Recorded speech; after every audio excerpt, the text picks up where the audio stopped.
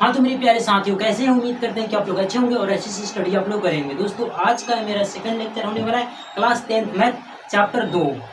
ठीक है ना दोस्तों, तो आइए हम लोग देखते हैं इससे पहले वाले लेक्चर में यानी फर्स्ट लेक्चर में हम लोग क्या क्या पढ़े थे। ठीक है ना, तो देखिए बाबू फर्स्ट लेक्चर में हम लोग क्या क्या सीखे थे। देखिए हम लोग पढ़े थे बहुपद। क्या सीखे थे बाबू? बहुपद किससे कहते हैं? बहुपद। बहुपद किससे कहते हैं यानी उसके बाद चर सीखे थे, चर पढ़े थे। ठीक है ना बाबू, उसके बाद हम लोग सीखे थे बहुपद के प्रकार। बहुपद के प्रकार प्रकार ठीक है ना। उसके बाद हम लोग सीखे थे पद। ठीक है ना, प्रमुख पद के आधार पर, पदों के आधार पर, पदों के आधार पर बहुपद के प्रकार। उसके बाद घातों के आधार पर, ठीक है ना बाबू। उसके बाद हम लोग क्या पढ़े थे बाबू? एक पदी बहुपद। ठीक है ना, एक पदी बहुपद, एक पदी बहुपद। उसके बाद हम लोग सीखे थे द्विपदी। उसके बाद बाबू त्रिपदी।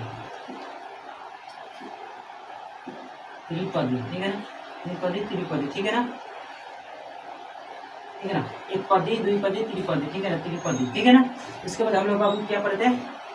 रैखिक बहुपद, रैखिक बहुपद। उसके बाद द्विघात बहुपद, बहुपद। उसके बाद हम लोग त्रिघात बहुपद पढ़े थे। ठीक है ना, बहुपद ठीक है ना। रैखिक बहुपद पढ़े थे, द्विघात बहुपद पढ़े थे, त्रिघात बहुपद पढ़े थे। ठीक है ना बाबू। अब हम लोग जानेंगे कि बहुपद का घात किससे कहते हैं। ठीक है ना बाबू, चलिए हम लोग जान लेते हैं कि क्या क्या अभी पढ़ना है। देखिए चलिए इतना कुछ हम लोग पढ़े थे। ठीक है ना बाबू, चलिए इसको नोट कर लीजिए। तो हम लोग पढ़ना है बीजीय व्यंजक, बीजीय व्यंजक।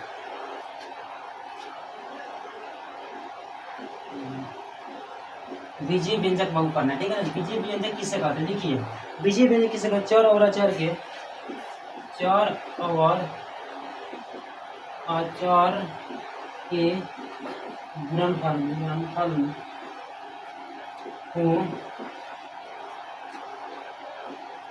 को बीजीय व्यंजक कहते हैं। चर और अचर को, चर और अचर के गुणनफल को बीजीय व्यंजक कहते हैं बाबू। ठीक है ना, चर और अचर के गुणनफल को बाबू क्या कहते हैं? बीजीय व्यंजक कहते हैं। अगर आपसे कोई पूछे कि बीजीय व्यंजक किसे कहते हैं तो बोलना कि चर और अचर के गुणनफल को बीजीय व्यंजक कहते हैं। जैसे मान लीजिए यहाँ पर क्या हो जाएगा बाबू? यहाँ पर देखिए बाबू, यहाँ पर क्या हो जाएगा? जैसे में मान लेते हैं बाबू, यहाँ पर जैसे में 5x। ठीक है ना, देखिए यहाँ पर ये जो है ना बाबू, इसको हम लोग चर बोलते हैं। क्या बोलते हैं बाबू? अचर बोलते हैं, सॉरी अचर बोलते हैं। यहाँ पर 5 जो है इसको अचर बोलेंगे, x को हम लोग क्या बोलेंगे? चर बोलेंगे। ठीक है ना, क्या बोलेंगे बाबू? चर बोलेंगे, चर। ठीक है ना, इसी के बीच के गुणनफल को हम लोग क्या बोलते हैं? बीजीय व्यंजक बोलते हैं। ठीक है ना, इसी के बीच के भाग को हम लोग क्या बोलते हैं बाबू? बीजीय व्यंजक बोलते हैं। क्या बोलते हैं? बीजीय बीजीय व्यंजक बोलते हैं। समझ में आएगा? तो इसको हम लोग बोलेंगे अचर, इसको बोलेंगे चर, और जो बीच का भाग होता है इसका, इसको बोलते हैं बीजीय व्यंजक। ठीक है ना, बीच के भाग को हम लोग क्या बोलते हैं बाबू? बीजीय व्यंजक बोलते हैं। ठीक है ना, चलिए अब हम लोग जान लेते हैं कि बहुपद का घात किससे कहते हैं। ठीक है ना बाबू, बहुपद के घात, देखो बहुपद का घात। देखिए बाबू बहुपद का घात किससे कहते हैं? देखेंगे बहुपद में चरों का अधिकतम घात ही बहुपद का घात कहा जाता है। ठीक है ना, बहुपद का घात किससे कहते हैं बाबू? तो लिखेंगे बहुपद में चरों का अधिकतम घात ही बहुपद का घात कहा जाता है। ठीक है ना, अब जैसे मान लीजिए यहाँ पर क्या है? x है। ठीक है ना, यहाँ पर मान लीजिए x है, यहाँ पर क्या है? और यहाँ पर 10y है। ठीक है ना, इसका घात मान लीजिए 2 है, इसका घात 3 है। ठीक है ना, इसमें क्या करें? बहुपद का घात अगर आपसे पूछेगा बहुपद का घात क्या होगा, देखिए यहाँ पर बहुपद का बाबू घात क्या होगा? हो जाएगा, देखिए यहाँ पर बहुपद का घात होगा बाबू कि देखिए बोला है कि बहुपद में चरों का अधिकतम घात, बहुपद में चरों का, देखिए ये क्या है बाबू? बहुपद है, ठीक है ना। बहुपद में चरों का अधिकतम घात, इसमें पूरा है बहुपद में चरों का अधिकतम, ये क्या बाबू एक तरह के बहुपद है, ठीक है ना। समझने के लिए हम बाबू इसको लिखे हैं, ठीक है ना बाबू, इसको हम लोग समझने के लिए लिखे हैं, ठीक है ना। तब बोल रहे हैं कि बहुपद में चरों का अधिकतम घात ही बहुपद का घात कहलाता है, ठीक है ना। इसको हम लोग चर बोलते हैं, ठीक है ना, क्या बोलते हैं बाबू चर बोलते हैं, ठीक है ना। इसको हम लोग क्या बोलते हैं बाबू चर बोलते हैं, ठीक है ना। चलिए इसको हम लोग अचर बोलते हैं, क्या बोलते हैं बाबू अचर बोलते हैं, अचर बोलते हैं, ठीक है ना। देखिए यहाँ पर बहुपद में बोला बहुपद में चरों का घात, चरों का अधिकतम घात, इसमें घात क्या है बाबू 2 है, इसमें घात क्या है 3 है, तो घात बोल रहा है बहुपद का घात किससे कहते हैं। देखिए तो बहुपद में चरों का अधिकतम घात यानी चरों का सबसे अधिक जो घात होगा उसी को हम बहुपद का घात बोलते हैं, ठीक है। इसमें बहुपद का घात क्या है बाबू, तो सबसे अधिक क्या है बाबू, यहाँ पर 3 है, 3 है, कितना है बाबू 3 है, तो बहुपद का घात क्या हो जाएगा बाबू, तो 3 हो जाएगा, ठीक है ना। कितना हो जाएगा घात, तो 3 हो जाएगा, 3 घात होगा, ठीक है ना। तो बहुपद का अधिकतम घात कितना होगा बाबू, तो 3 होगा, तो यानी बहुपद में सबसे अधिक घात वाले को ही बहुपद का घात कहते हैं, ठीक है ना। यानी बहुपद में सबसे अधिक जिसका घात होगा उसी को हम लोग बहुपद का घात कहते हैं, समझ में आ गया। चलिए अब हम लोग जान लेते हैं कि इसमें घात किसे कहते हैं, ठीक है ना, और गुणज किसे कहते हैं, यानी ठीक है ना, इन सारी चीज़ों के बारे में हम जानेंगे, ठीक है ना। चलिए अब इसको हम लोग चलिए एक बार और इसको हम लोग समझा देते हैं, ठीक है ना। आपको देखिए यहाँ पर अब जान लेते हैं बहुपद का गुणांक किसे कहते हैं, ठीक है ना, बहुपद का गुणांक, ठीक है ना। तो हम ऊपर लोग रफ कर लेते हैं, ठीक है ना।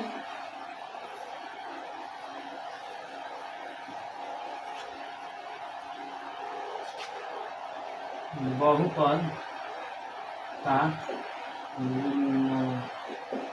बहुपद का गुणांक, देखिए बहुपद का गुणांक किससे कहते हैं, ठीक है ना। देखिए बहुपद का गुणांक किससे कहते हैं,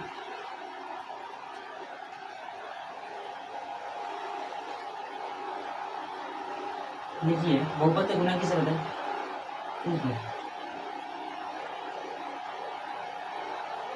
चर में जिस संख्या से गुणा किया जाता है उसे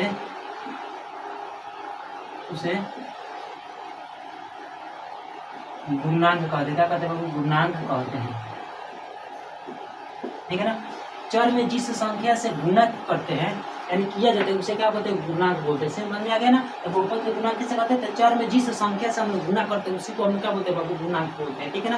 यानी बहुपद का गुणांक किसे कहते हैं, तो चर में जिस संख्या से गुणा किया जाता है उसी को हम लोग क्या बोलते हैं, गुणांक बोलते हैं, ठीक है ना। चलिए यहाँ पर समझ लेते हैं बाबू, ठीक है ना।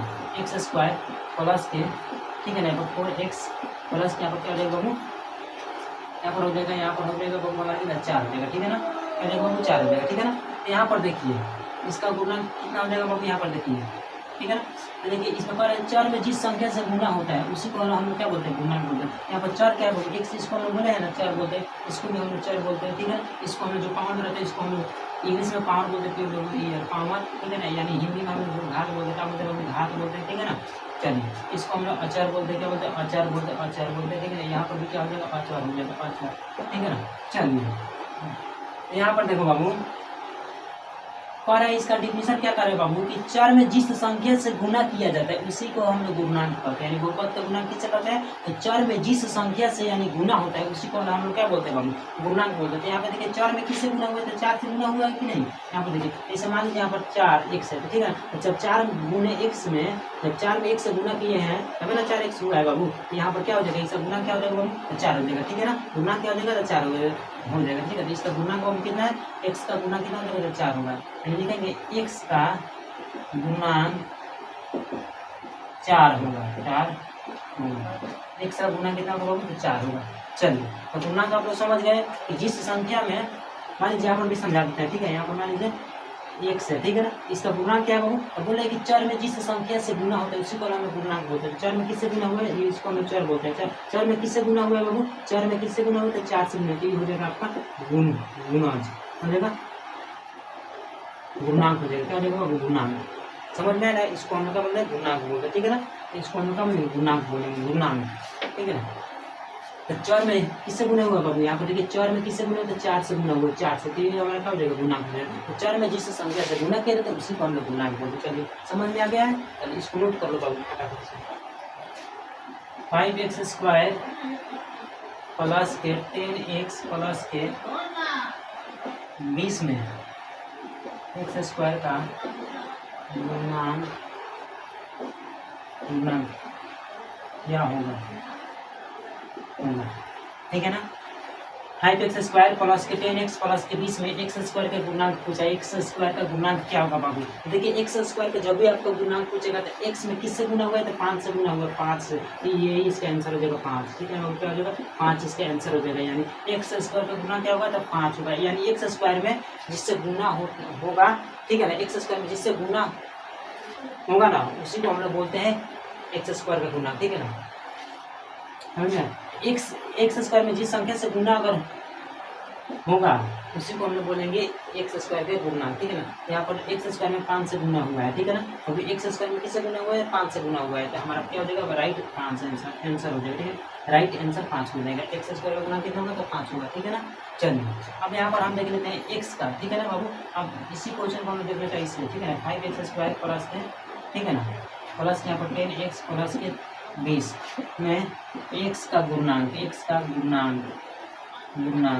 गुणांक क्या होगा, ठीक है ना।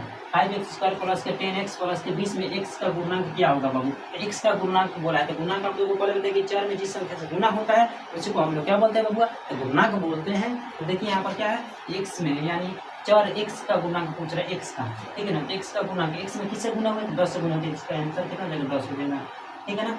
अगर x² पूछेगा तो x² इसका आंसर 5 होगा, अगर केवल x पूछेगा तो केवल 10 होगा, ठीक है ना। चलिए समझ में आ गया है, गुणांक किससे कहते हैं, 4 में जिस संख्या से गुना किया जाता है उसी को हम लोग गुणांक कहते हैं। इसको भी हम लोग 4 बोलेंगे, इसको भी हम लोग 4 बोलेंगे, ठीक है ना। तो 4 में जिस संख्या से गुना होता है उसी को हम लोग गुणांक बोलते हैं। चलिए अब हम जान लेते हैं बाबू घात। 5x² प्लस के 10y प्लस के 20 में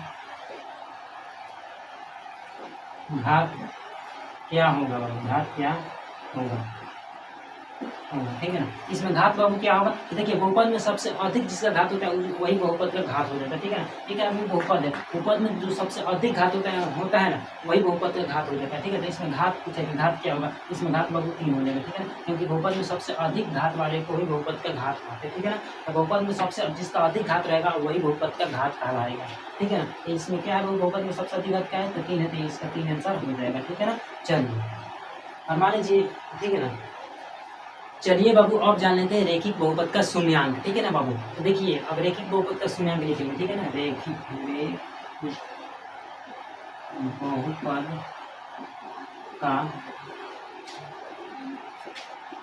शून्यांक, रेखिक बहुपद का शून्यांक जान लेते हैं, ठीक है ना बाबू। रेखिक बहुपद का शून्यांक, ठीक है ना। तो देखिए मान लीजिए रेखिक बहुपद का शून्यांक कैसा, रेखिक बहुपद का शून्यांक 1 होता है, ठीक है ना। रेखिक बहुपद का शून्यांक कितना होता है, तो 1 निकलता है। रेखिक बहुपद का शून्यांक 1 निकलता है और द्विघात बहुपद का शून्यांक 2 निकलता है और त्रिघात बहुपद का शून्यांक बाबू 3 निकलता है। याद रखना कि रेखिक बहुपद का शून्यांक केवल अल्फा होता है, क्या होता है बाबू, केवल अल्फा होता है। और द्विघात बहुपद का शून्यांक अल्फा और बीटा दोनों होता है। तो रेखिक बहुपद का शून्यांक कितना होता है, तो 1 होता है और द्विघात बहुपद का शून्यांक बाबू 2 होता है और त्रिघात बहुपद का शून्यांक 3 होता है, यानी अल्फा बीटा और गामा होता है, ठीक है ना। चलिए हम देख लेते हैं x प्लस 10, यानी ये रेखिक बहुपद क्या है बाबू, रेखिक बहुपद है।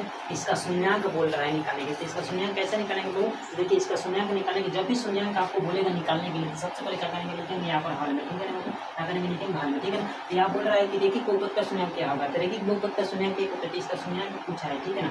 यानी x प्लस 10 का शून्यांक क्या होगा, ठीक है ना। x प्लस 10 का शून्यांक क्या होगा, ठीक है ना। इसका जब भी अगर आपको शून्यांक पूछेगा, ठीक है ना, इस तरह के क्वेश्चन में अगर आपको शून्यांक पूछेगा तो सबसे पहले लिखेंगे हल, हल लिखने के बाद में क्या करेंगे, क्वेश्चन करेंगे और यदि शून्यांक पूछा होगा तो क्या करेंगे, यहाँ पर 0 डाल देंगे, ठीक है ना। वो क्या करेंगे, 0 डालेंगे, ठीक है ना। उसके बाद हम लोग देखिए लोग क्या करेंगे, x जैसे वैसे लिखेंगे, उसके बाद यहाँ पर बराबर के 0 लेंगे। यहाँ पर क्या है बाबू 10 जो है प्लस में, तो इधर आएगा जब पक्षांतर करेंगे तो बाबू क्या है, बराबर के इस साइड भेजेंगे तो क्या हो जाएगा, थोड़ा सा तो इसका चिन्ह चेंज हो जाता है, तो क्या हो जाएगा बाबू माइनस हो जाएगा 10, ठीक है ना। अब यहाँ पर देखिए 0 में से जब 10 करेंगे तो क्या हो जाएगा बाबू माइनस के 10 हो जाएगा, ठीक है। यही इसका आंसर हो जाएगा, ठीक है ना बाबू। चलिए अब हम दूसरा देख लेते हैं बाबू, ठीक है ना। दूसरा हमारा क्वेश्चन क्या बाबू, दूसरा है, देखिए दूसरा क्या है बाबू, y अगर y मान लीजिए y प्लस 5 है तो इसको भी हम क्या करेंगे, लेकिन हाल करते हैं। उसके बाद हम लिखेंगे y प्लस के 5 को बराबर 0 लिखेंगे शून्य, ठीक है ना, बराबर लिखेंगे बाबू शून्य, y प्लस 5 बराबर शून्य, ठीक है ना। इसको हम लोग चेंज करेंगे, y जैसे के तैसे 0 लिखेंगे, यहाँ पर प्लस में 5 होती है बाबू, प्लस में 5 होती है, यहाँ पर हम लोग पक्षांतर करेंगे तो यहाँ पर प्लस में है ना, तो उधर जाएगा तो बाबू माइनस में हो जाएगा, ठीक है ना, यहाँ पर 5 हो जाएगा, ठीक है ना। अब इसको घटाएंगे तो बाबू माइनस का 5 आ जाएगा, राइट आंसर, ठीक है ना। चलिए अब कुछ हम इससे कुछ हाई लेवल के देख लेते हैं, ठीक है ना, इससे भी कुछ हाई लेवल के देख लेते हैं, ठीक है। अब यहाँ पर देखिए इसका सुनिए, बताइए x 2x प्लस के 10, ठीक है ना बाबू, 2x प्लस के 10, इसका सुनिए पूछा तो सबसे पहले लिखेंगे बाबू हल लिखने के बाद में क्या करेंगे, लिखेंगे 2x प्लस के 10 बराबर के 0, यदि शून्य पूछा होगा तभी हम यहाँ पर 0 डालेंगे, ठीक है ना। चलिए जैसे 2x है तो वैसे लिखेंगे, बराबर के 0 डालेंगे, यहाँ पर क्या माइनस में इधर सॉरी यहाँ पर प्लस में बराबर को उस साइड भेजेंगे तो क्या हो जाएगा, इसका चिन्ह चेंज हो जाएगा, ठीक है ना। चलिए आप लोग बचपन में समीकरण पढ़े होंगे, ठीक है ना, तो यही है समीकरण, ठीक है ना बाबू। चलिए यहाँ पर देखिए घटाएंगे तो बाबू बराबर लिखेंगे तो माइनस को 10 हो जाएगा, ठीक है। यहाँ पर 2x जैसे को तैसे है, ठीक है। यहाँ पर गुना है, ठीक है ना, यहाँ पर क्या रहता है बाबू, गुना में रहता है, ठीक है। और जब भाग में हम चेंज करते हैं x बराबर माइनस के 10 बट्टे में आ जाएगा 2, ठीक है ना। घटाएंगे तो बाबू कितना हो जाएगा, माइनस के 5 आ जाएगा, तो x बराबर कितना आ जाएगा बाबू, माइनस के 5, इसका शून्य आएगा, शून्य माइनस के 5 इसका आंसर आएगा, ठीक है ना, माइनस के 5, ठीक है ना। आप कुछ इससे भी हाई लेवल पे देख लेते हैं, ठीक है ना बाबू। चलिए अब माइनस वाला देख लेते हैं, ठीक है ना। 6x माइनस के 3 बराबर के यहाँ पर लिखेंगे, इसका शून्य में निकालेंगे, सबसे पहले लिखेंगे यहाँ पर लिखेंगे, सबसे पहले हल लिखेंगे, हल लिखने के बाद में क्या करेंगे बाबू, 6x बराबर के माइनस के 3 बराबर 0, 6x बराबर के 0, यहाँ पर माइनस में तो इधर जाएगा तो प्लस में हो जाएगा 3 बराबर हो जाएगा 3, अब यहाँ पर x 6x यहाँ पर दुनिया में भाग में चेंज करता है 3x 3/6 हो जाएगा, यही इसका शून्य हो जाएगा। अगर इसको कटा लेंगे तो 1/2 निकलेगा, ठीक है ना, 1/2 निकलेगा, ठीक है। चलिए अब और देख लेते हैं बाबू क्वेश्चन, और क्वेश्चन देख लेते हैं,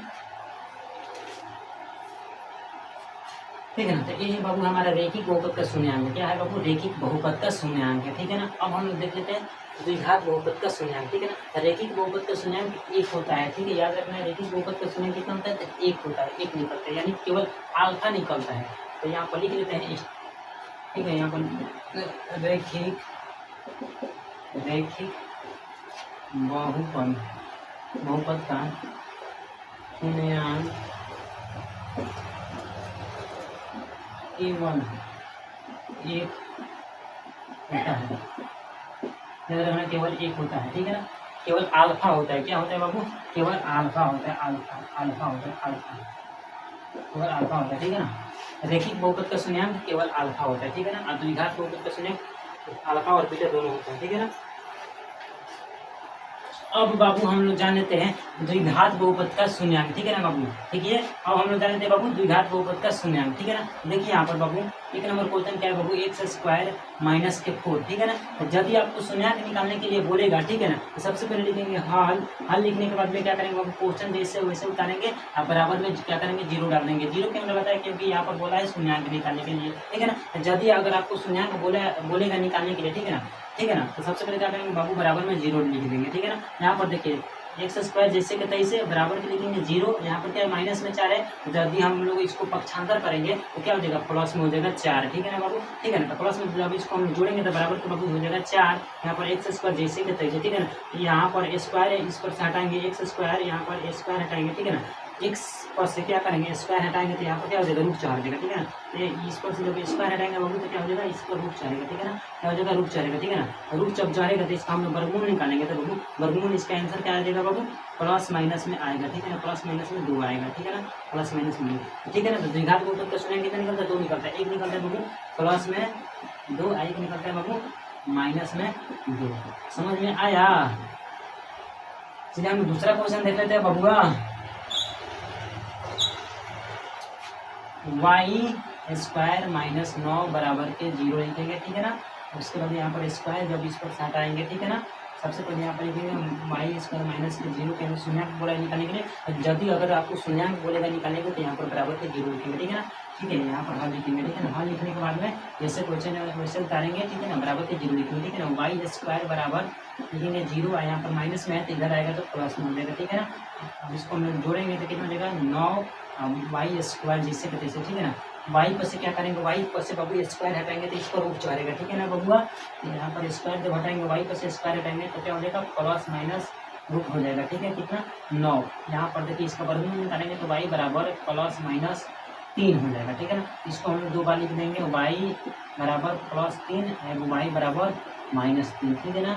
याद रखना कि द्विघात बहुपद का सुनेगा 2 निकलता है, यानी अल्फा प्लस बीटा निकलता है, ठीक है ना। और तीसरा देख लेते हैं बाबू, तीसरा, ठीक है ना। तीसरा क्या है बाबुआ, तीसरा हमारा क्वेश्चन है 4x² माइनस के 9 है, ठीक है। तो यहाँ पर लिखेंगे हाल बाबू, हाल लिखने के बाद में क्या करेंगे, 4x² माइनस के 9 बराबर के 0 लिखेंगे। 0 क्यों लिखेंगे, क्योंकि शून्यांक बोला है लिखने के लिए, इसीलिए हम लोग क्या करेंगे 0 लिखेंगे, ठीक है ना। अगर आपको शून्यांक बोलेगा निकालने के लिए तो क्या करेंगे बाबू, 0 लिख देंगे, ठीक है ना। यहाँ पर देखिए आप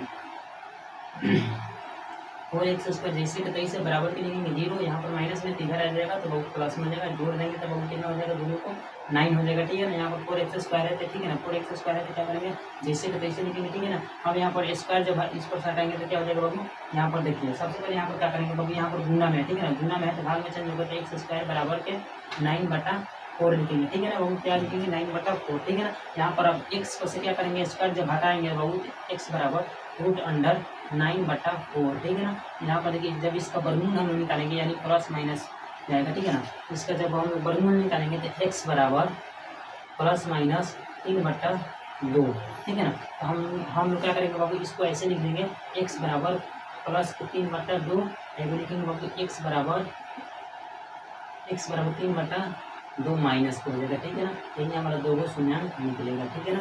चलिए तो आप लोग इसको नोट कर लीजिए, ठीक है ना बाबू।